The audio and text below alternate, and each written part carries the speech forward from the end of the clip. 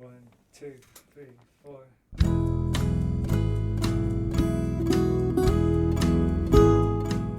Hello, you're listening to the SKYLIT Books podcast series. We are a general interest independent bookstore located in the Los Feliz neighborhood of Los Angeles, California. This year, because of the coronavirus pandemic, we've had to close our store and cancel in-person events. But SKYLIT is your neighborhood bookstore, and we are finding ways to create community even while we're far apart. In the coming weeks, we'll be putting out lots of new audio content to help you discover new books, connect with authors, and check in with your favorite booksellers. To learn more about how you can help keep SKYLIT alive, please visit our website at skylitbooks.com or check out our social media accounts on Twitter and Instagram. You can subscribe to the podcast on Podbean, iTunes, and Spotify. Thank you for listening and enjoy.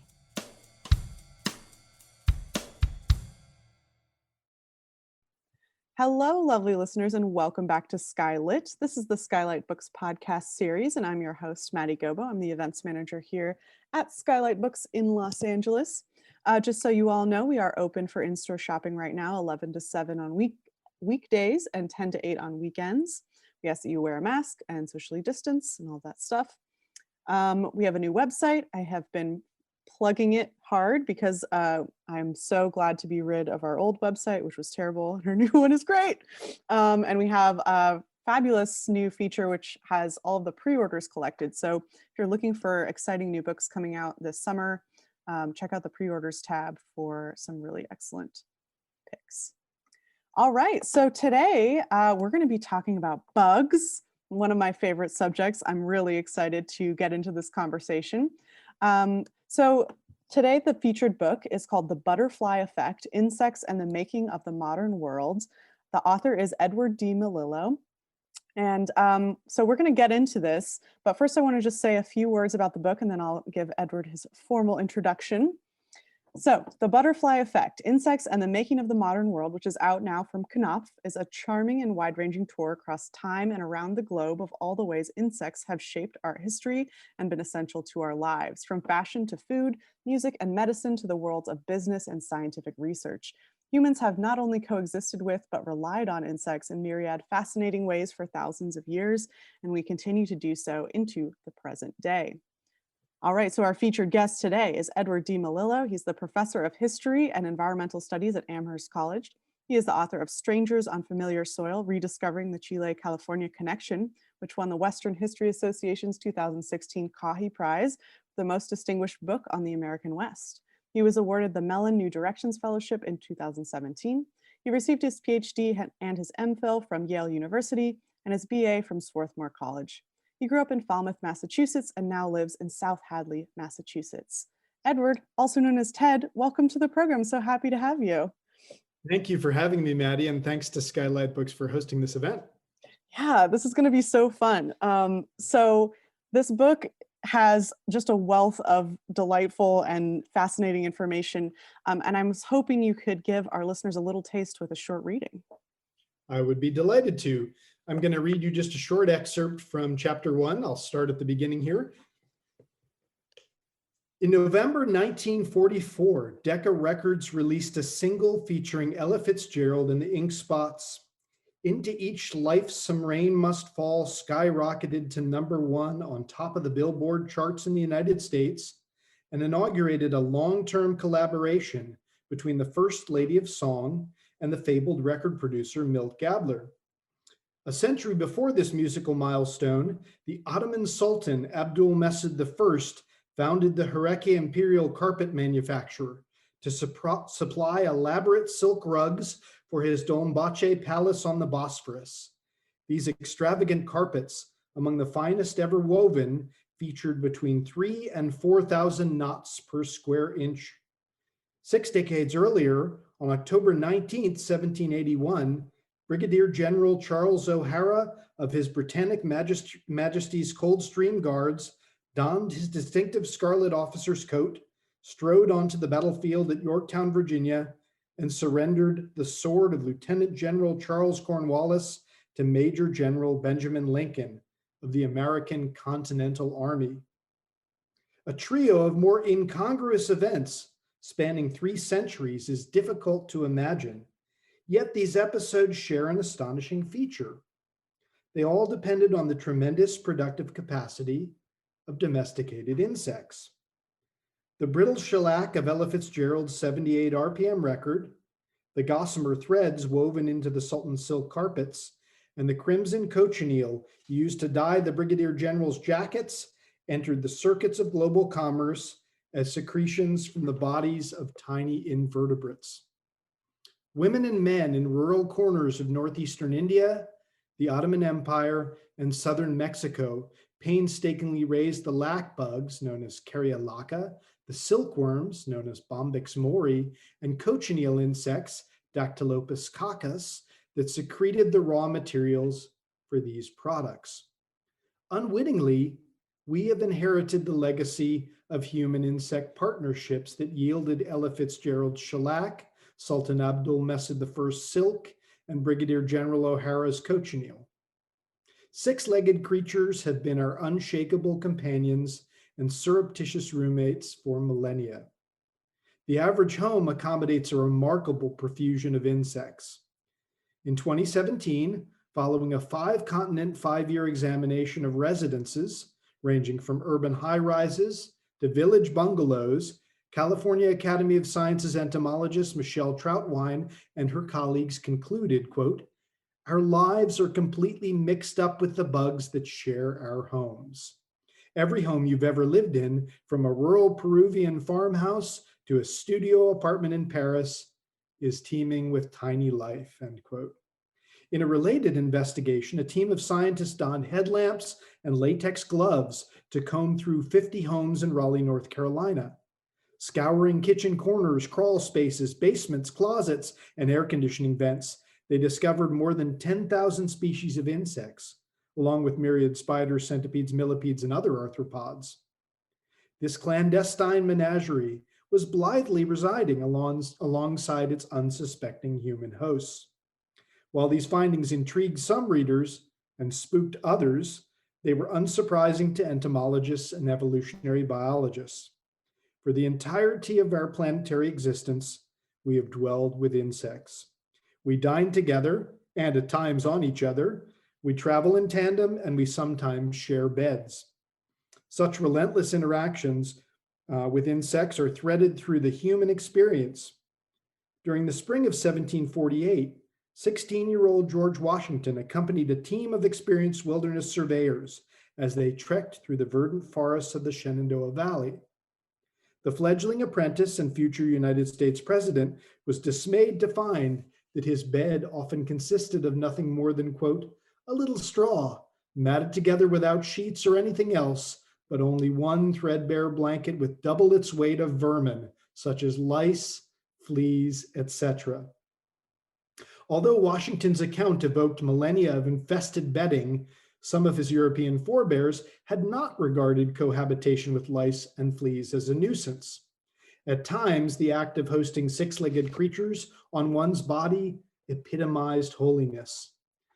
The union of vermin and virtue was on vivid display following one of the most notorious assassinations of the Middle Ages.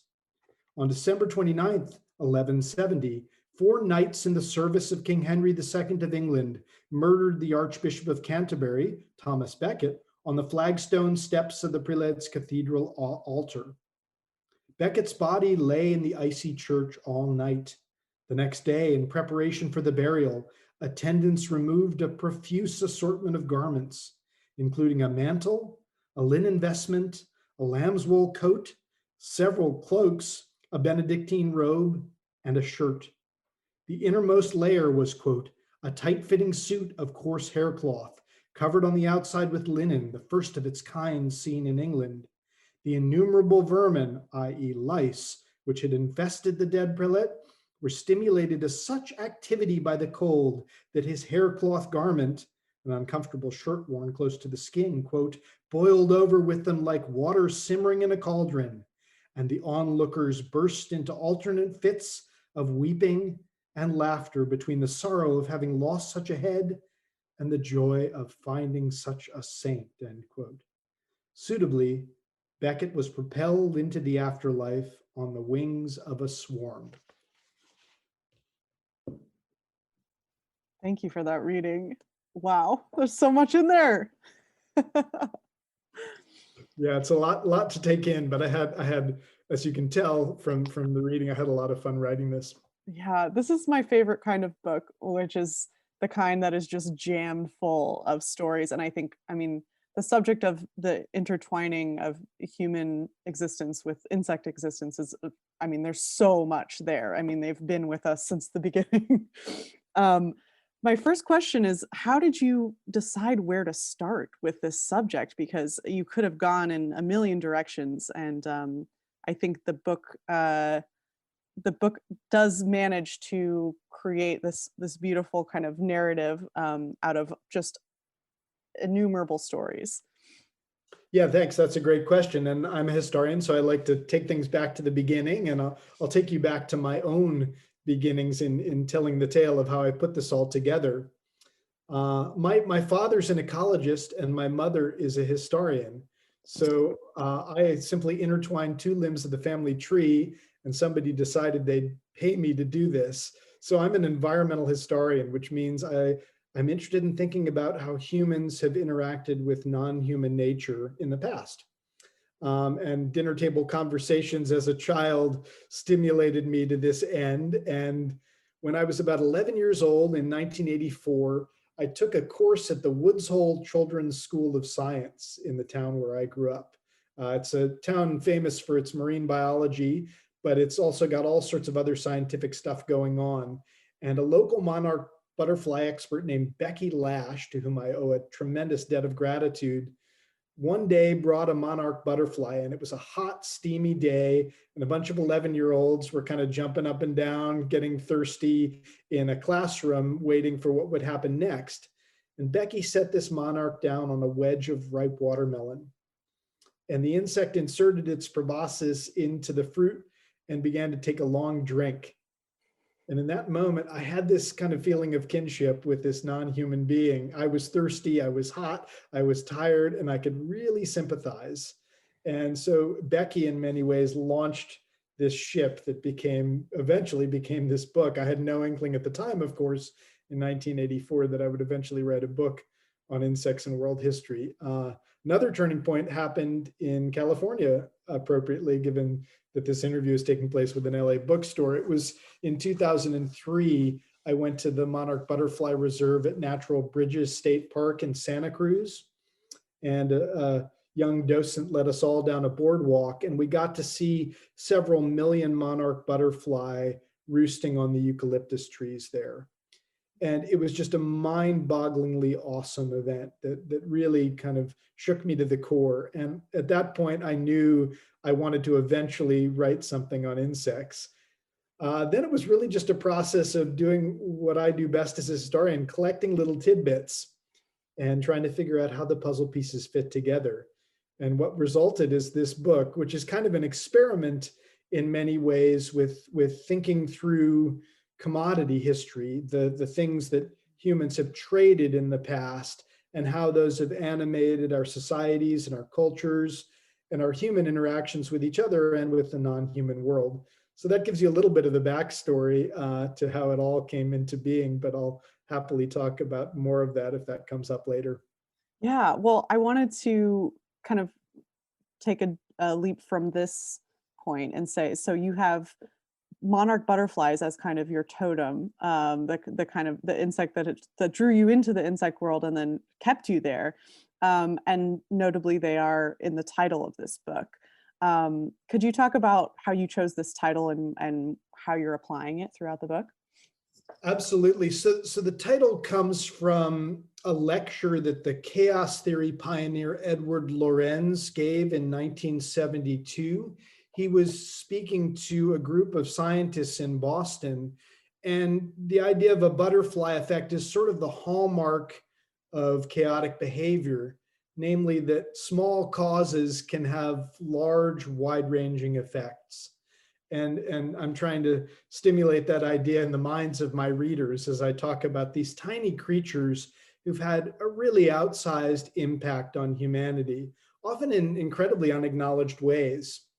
Part of that may be that insects do most of their business in the world kind of out of view. They may be behind your fridge or under your trash can or between the blades of grass in your yard, but yet they're so fundamental to both the beginnings of life. Of course, all plant sex is predicated on pollination for the most part, at least for flowering plants, and insects are the big animal that does that pollination. And then also at the other end of life, decay is a process that's fundamentally articulated by and governed by insects in many ways. And so I wanted to kind of find a way in the title to bring that outsized impact that insects have had to life. It may be a little confusing for readers in some ways. There might be a bait and switch here that you think you're going to be reading about butterflies, and then suddenly you're reading about shellac bugs and cochineal insects and silkworms. But that was part of the fun I was having also in playing with the title. Yeah, I like it as a Trojan horse title because I think, many of us have these understandings of like insects as having, there are like good insects and bad insects. There are like the friendly, the butterflies and the ladybugs and all that. And then there are the insects we don't want to talk about, we don't want to acknowledge, but they're equally important. And I think I like the butterfly effect as a title also because of, just thinking about the effects of climate change on insect populations and how massive those impacts are all the way up the food chain. As insects are dying out, we are seeing just how vital they are in all of these other classes of creatures. Yeah. So could you talk about the insects that you do focus on in this book and why they called to you? Sure, I'd be happy to do that. I did want to pick up on a point you just made, though, very quickly and say it at the sort of front end of our discussion, because it can easily be missed as we glorify all the wonderful things that insects are doing. Up to 40% of insect species are in decline, and about a third are endangered.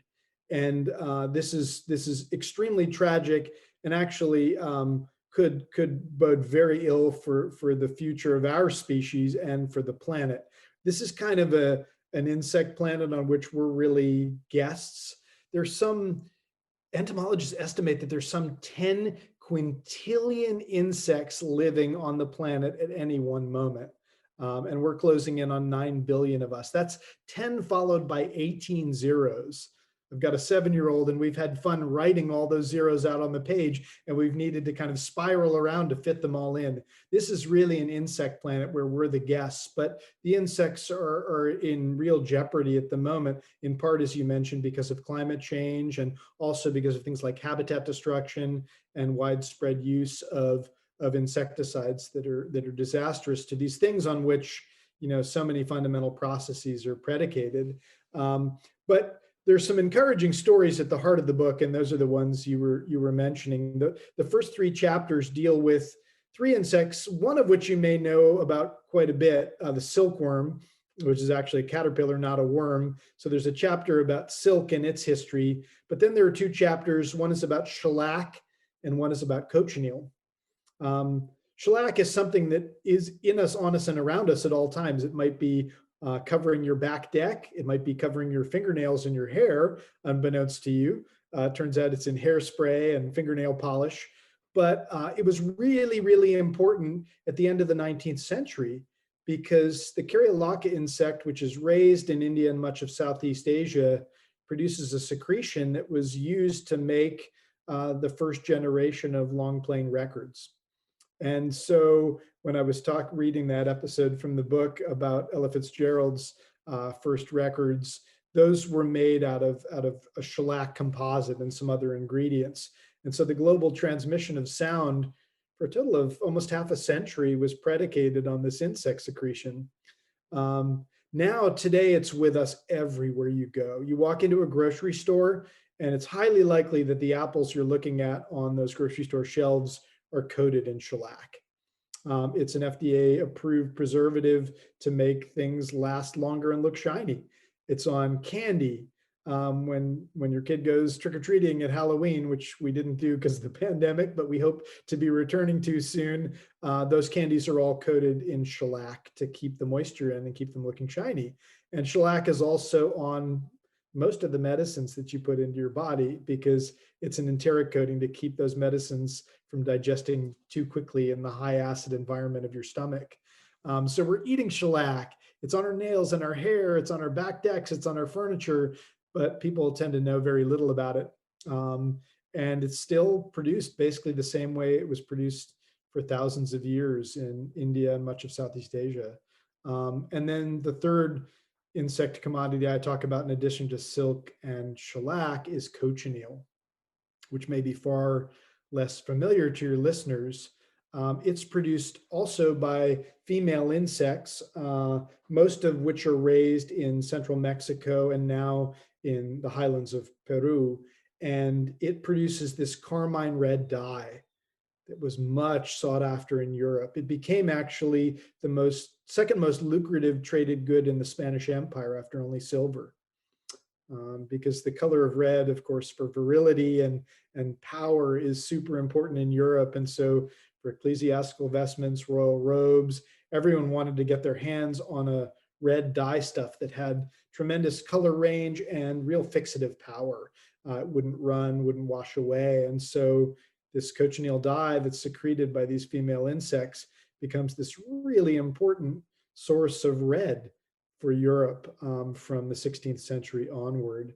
And I had a lot of fun writing the cochineal chapter because there's a kind of crazy story of biopiracy where this wild-eyed French botanist sneaks into Spanish Mexico to steal cochineal insects and abscond with them to Saint-Domingue, which becomes Haiti.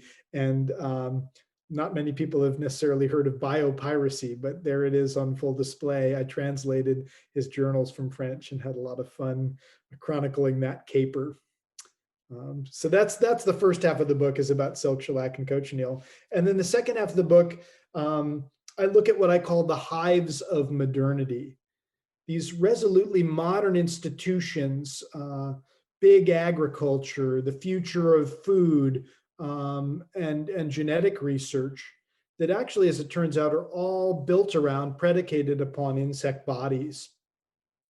Most of our knowledge of the human genome has been derived from studies done on the common fruit fly, Drosophila melanogaster, and I look into that quite extensively. It turns out that a lot of that research was done in my hometown at the Marine Biological Laboratory in Woods Hole by a pioneering scientist named Thomas Hunt Morgan.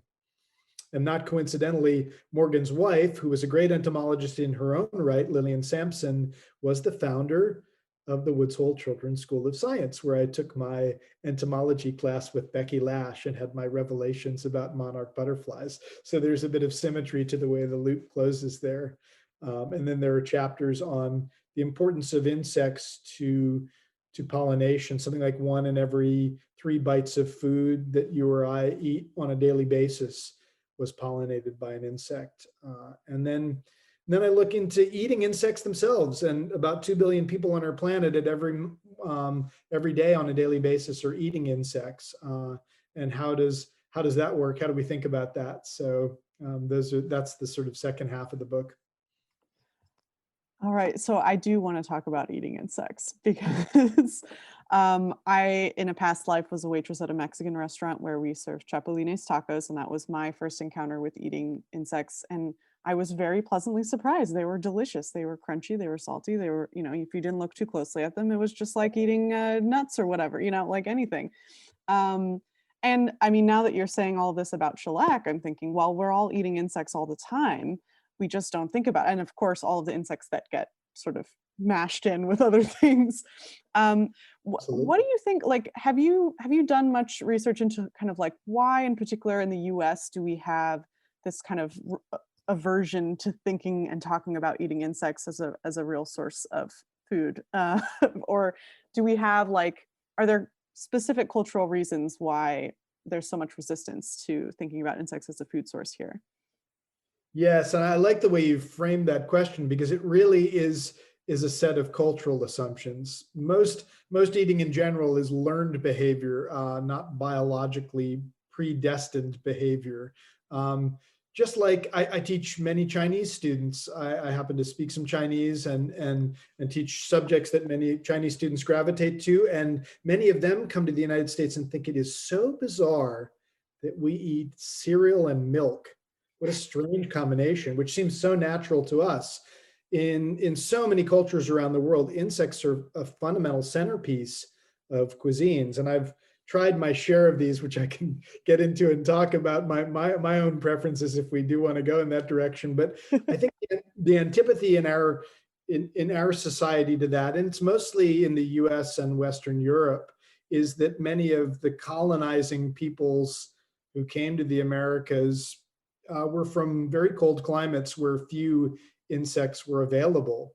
Most of the rest of the world that lives in the tropics, that's where the globe's population is concentrated, live in places where insects abound, and they're a logical food source, and there's all sorts of variety that you can get by adding insects to your diet.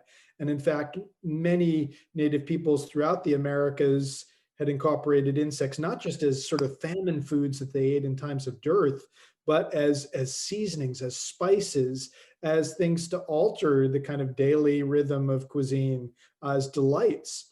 And virtually every culture on the planet, except those in Western Europe and some cuisines here in the United States, we're the holdouts here. And that's beginning to change. I think you'd mentioned chapulines, and you and I were talking beforehand about how Safeco Field, where the Seattle Mariners play, is now serving up hundreds of thousands of servings of chapulines. They've got a Mexican restaurant, Don Paquitos, on in the stadium that serves chapulines as part of their fare, and it's been extremely successful. And they're kind of like, they almost taste like a corn chip coated in chilies and lime, and they're delicious. That's so good. Yeah, so good. Highly recommend. Yeah, so we'll both recommend those. I've had my share of different insect-based fare over time, and I've got to say there's some that I like more than others, but that's true of cheese as well for me. So I'm not into the really stinky ones, but I've tried, for example, bandongi are steamed silkworm pupa that are commonly eaten in Korean food. They're sort of a street food. And I had those at San Francisco's Koreatown, and they're a bit like a cross between a shrimp and a peanut. All right. It was a little odd on my palate. I probably wouldn't be rushing back to eat those, but I can imagine that there are all sorts of things that I take as sort of part of my standard repertoire of tastes that to somebody from a different culture are completely odd combinations that, why would you ever combine peanut butter and jelly, for example, which seems so natural to me in other cultures. And it is worth noting also that, in biblical history, of course, John the Baptist is surviving on insects. He's eating locust and honey when he's in the desert. And so, you go back into kind of the annals of Christian piety, and you'll find lots of insect eaters who are basically entirely fed on insect products. So, do you think there's a future in which the U.S. will catch up with the rest of the world in our insect consumption? Yes, I actually think it's probably already here. I'm not a huge fan of Amazon. I like supporting local bookstores like yours. But if you go on Amazon and you just do a search for cricket meal, what that is it's basically freeze-dried, pulverized house crickets. It is in everything. You can buy cricket-based brownie mix. You can buy cricket-based pasta. You can even buy, cricket-based biscuit flour. It's just ubiquitous. You can find hundreds of products like that. And that's because it's extremely cheap and inexpensive to produce this high protein, high iron, high nutrient kind of substrate that can be put into anything. And it's rather innocuous. My 7-year-old has tried the cricket brownies and gave them 2 thumbs up. And so that's a pretty picky food critic for this to get past. And I mean, it just goes to show something like 1 pound of beef in the United States takes 1,000 gallons of water and 2 acres of grazing land to produce, whereas a pound of crickets takes 1 gallon of water and about 2 cubic feet of space to produce. And just to think about that, you get twice the protein from the crickets for the same volume, and you get more iron and more nutrients. And I just think we're bumping up against limits. Yeah. Some 70% of the world's terrestrial land is devoted to agriculture and livestock production. And we're going to have a world with 9 billion people on it by 2050, and you just can't keep going the way we are. So it's almost an inevitability. And this is where everybody, Bill Gates and Biz Stone, the co-founder of Twitter, and Mark Cuban, which, on Shark Tank, they're all putting their money on cricket meal. So I don't think it's a question of if, it's just a question of how and sort of the mechanisms of where is it going to find its way into our diet, not will it. All right. So you heard it here first, everyone. Go out and invest your money in cricket meal. I will give no other advising tips. I have no economic sense whatsoever. I'm a historian, but that would be my one sure bet. I think that is actually a very cool future. I think, that we have all of these land use issues here in this country because of agricultural production, and thinking about what we could do with the space that we have instead of reserving it for raising cattle, raising other farm animals. There's so much potential. And the water issue is one of the big drivers there too. It's land, as you're saying, but it's also, fresh water supplies globally. That's where the limits are. Everybody is thinking about how are we going to do what we do with food production, with limitations on water. Mm-hmm. So I wanted to talk a little bit more about the kind of research element and the work of other scientists who have been discovering all of the capabilities of insects. Were there particular researchers, scientists that you discovered in the course of writing this book that you find really inspiring, whose stories you might want to share? Well, I'm so glad you asked that question, because that was one of the most exciting parts of doing the research for the book. Two in particular that I would highlight. One is Charles Henry Turner, who was born in 1867. He was African-American. He died, I think, in about 1923. He was the first African-American to get a PhD in zoology from the University of Chicago, and he was the first African-American to get published in the prestigious journal Science.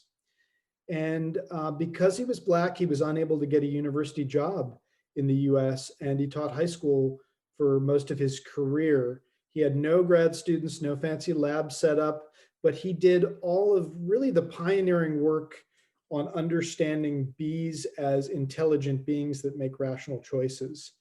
And a lot of our understanding of the process of pollination, on which so much of our food is predicated, I think it's something like $500 billion of crops from the US are pollinated by bees, comes from Turner. Comes from this person who was the victim of incredible discrimination, but managed to publish these astounding papers based on experiments that he designed, really elegant experiments that he did in public parks, basically. And he created this legacy of understanding about pollination that has had lasting impacts on the scientific field of entomology. And so his story was truly remarkable. Also, in addition, another person who in her day and time was certainly discriminated against was Maria Sibylla Merian, who was a 17th century entomologist. She left the Netherlands with her daughter in 1699 and sailed across the Atlantic Ocean to the Dutch colony of Suriname. And it was the first putatively scientific expedition across the Atlantic. And she was a single woman, financed entirely by, she sold something like 225 of her own paintings. And she and her daughter just got on this boat, sailed across the Atlantic, and by themselves and with a few servants and assistants, took dugout canoes deep into Suriname from Paramaribo, and then did these beautiful paintings. I wish I could show them to your listeners, of insects. And they were truly remarkable, not only because she was a woman doing this in a time when women were not supposed to do this, but also because she was one of the first people to show insects in their environments, which may sound strange to your listeners, but previously, for those of you who know Albrecht Dürer's The Stag Beetle, it's a big picture of a beetle on a blank white background, famous painting. That's how most creatures were represented, without any context. And Maria Sibylla Merian and her daughter, Dorothea, put insects within their environment. This was a really big deal because it showed this creature in its ecological context. And the other revolutionary thing that Marion did is she showed the various life stages of an insect through its metamorphosis in the frame of a single image.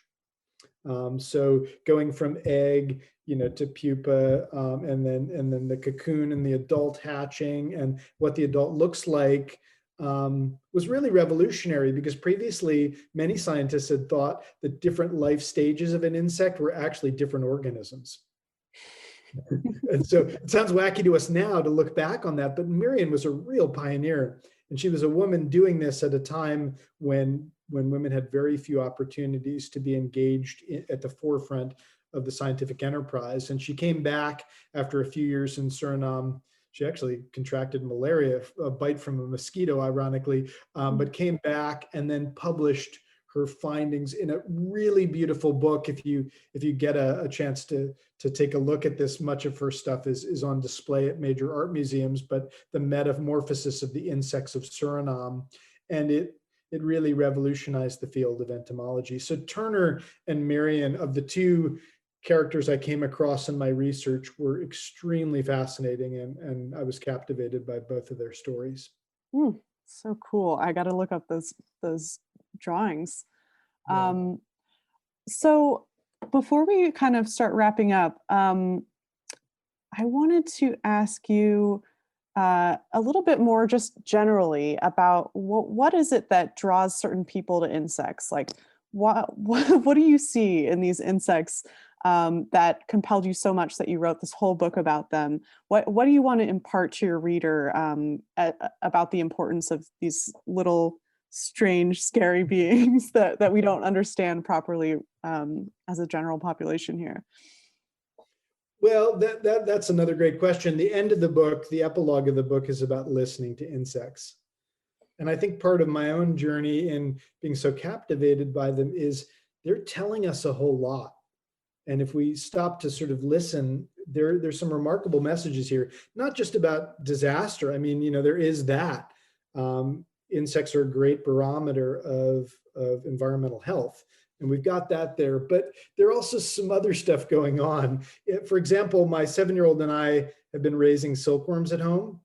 They're very commonly kept as pets throughout much of Asia. And many of my students say, oh yeah, I did that as a kid when I was growing up in Shanghai. And that was extremely common, but we have been so fascinated to watch them go through their various stages of life. And you can see it sort of not like any other creature in real time in front of you.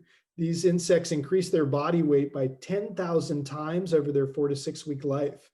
So you can watch them in the morning and then look back later in the day and they're bigger. They're eating mulberry leaves 10 times a day, and we've got them in like a glass aquarium case. And they're going to end up producing these little cocoons. We've seen them through one life cycle do this. And then they produce this filament that can stretch 3,000 feet. One silkworm filament can stretch the length of 10 US football fields. And that just to me is so remarkable to think that then people have taken this stuff for thousands of years and woven it into this fabric that is so commonplace in our daily lives. You open up a closet and you see neckties or silk dresses, and you don't even stop to remark on the fact that a tiny little insect made a hammock and spun a cocoon, and then eventually somebody unraveled that cocoon, made a thread, and stitched it into this thing. And what that sort of says to us about our relationship with these creatures historically is super, super fascinating to me. The other cool experiment, if you want to do it with kids at home during the pandemic, is if it's warm enough outside, listen for the chirps of a cricket. And what you can do is you can count the number of chirps in 14 seconds and then add 40 to that number, if you follow me there. And you'll get a remarkably accurate reading in degrees Fahrenheit of the temperature outside. What? Yeah.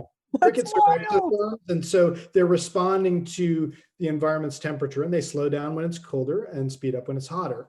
And we have tried this twice with our porch thermometer, and each time we got in within 1 degree Fahrenheit before it got cold here in Massachusetts of the accurate reading of degrees Fahrenheit and temperature. So count the chirps over 14 seconds, add 40 to that number. And I would bet, again, I'm now coming across as a betting man, but I'd bet on cricket meal and cricket chirps. So it's confined betting, but and it just goes to show, what are insects saying if we're willing to listen? And many people historically have, it was traditional in the Meiji era in Japan for couples to go out to many of the hills in Tokyo, and they would bring picnic blankets, sip sake, and listen to the insects singing, sort of insect concerts. And I kind of wonder where all that got lost in the humdrum of daily life. And perhaps during the pandemic, there's a lot of cognition of returning to the soundscapes that have been lost as people, I've had friends in New York City saying, wow, I'm hearing birds chirping for the first time. And, I think there's something analogous there in the insect world where they'll tell us lots of stories, but we have to be willing to listen. That's beautiful. That makes me think, actually, there is a cricket at Skylight Books, or perhaps many crickets. And with the store shut down over the summer, we started to hear them all the time. And they were just having a great time among the books, chirping here, chirping there, reading the stories. I'm sure after hours they were getting into the books. But yeah, I love that. I think thinking about what insects can tell us, there's so much, as your book is showing, in our culture that we wouldn't have without insects. We wouldn't have silk. We wouldn't have shellac. We wouldn't have the color red. So there is this huge world that exists that we just have to look at and listen to, and there's so much to discover in it. And I think your book makes a great case for all of the beauty of the insect world, and so thank you for writing it. Thank you so much. This was a lot of fun. This was so fun. Well, before we say goodbye, I wanted to just ask if there's anything else you wanted to share, any other little tidbits you think would be fun, anything I didn't ask you about that you were burning to talk about. No, we covered a lot in a very short amount of time. So I hope your readers will be intrigued and will pick up the book and have a look for themselves. Yes, excellent. All right, Ted, thank you so much for taking the time to talk with us today. My guest today was Edward D. Melilo, author of The Butterfly Effect, Insects and the Making of the Modern World. It's out now. You can get it at Skylight Books. Thank you all so much for listening. Ted, thank you so much for joining us. It's been a pleasure. I really enjoyed this conversation, and now I'm going to be Googling crickets for the rest of the day. Thank you, Maddie. This was a lot of fun. Take care. All right. Bye-bye, everybody. Thank you for listening to the Skylight Books podcast series. Please don't forget to visit our website at skylightbooks.com and make sure to follow us on Twitter and Instagram. Also, don't forget to subscribe to this podcast for more author talks and bookseller conversations. You can find us on Podbean, iTunes, and Spotify. Stay safe and healthy, and we hope to see you back in our store soon. I see